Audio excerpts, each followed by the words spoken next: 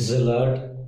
అతి శ్రేష్టమైన యేసుక్రీస్తు నామములో మీ అందరికీ ఉదయకాలపు శుభాలు తెలియజేయుచున్నాను.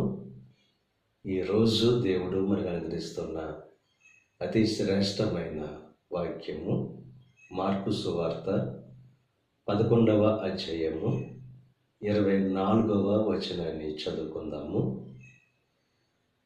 ప్రార్థన చేయునప్పుడు మీరు అడుగుచున్న వాటి నెలను